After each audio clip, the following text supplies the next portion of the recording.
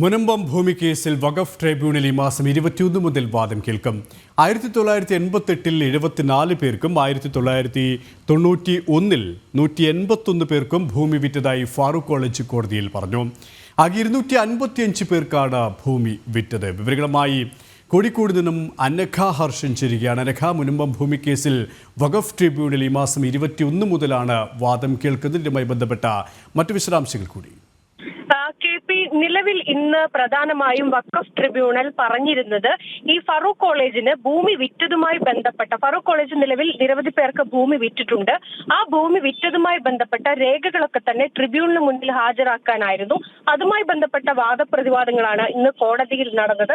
മാത്രമല്ല, ഈ 54 ആക്ട് അതാണ് ഇന്ന് കോടതി പ്രധാനമായും പരിശോധിച്ചത്.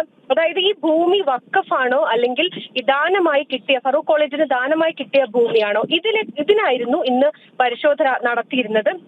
അതുമായി ബന്ധപ്പെട്ടാണ് ഈ ഫറൂഖ് കോളേജ് വിറ്റ ഭൂമിയുമായി ബന്ധപ്പെട്ട രേഖകളൊക്കെ തന്നെ ഇന്ന് കോടതിയിൽ ഹാജരാക്കിയിരിക്കുന്നത്. ഇതുമായി ബന്ധപ്പെട്ട വാദപ്രതിവാദങ്ങൾ ഇന്ന് കോടതിയിൽ നടന്നു. ഇനി ഈ കേസുമായി ബന്ധപ്പെട്ട വാദം നടക്കുക ഈ മാസം 21-നായിരിക്കും.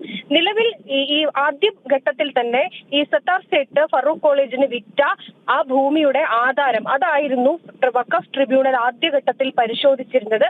അതിനുശേഷം ഈ സംഭവവുമായി ബന്ധപ്പെട്ട് ഈ മുനമ്പം കേസുമായി ബന്ധപ്പെട്ട് കോടതിയിൽ നടന്നിരുന്ന കേസുമായി ബന്ധപ്പെട്ട രേഖകളൊക്കെ തന്നെയായിരുന്നു രണ്ടാമത്തെ ദിവസം പരിശോധിച്ചത്.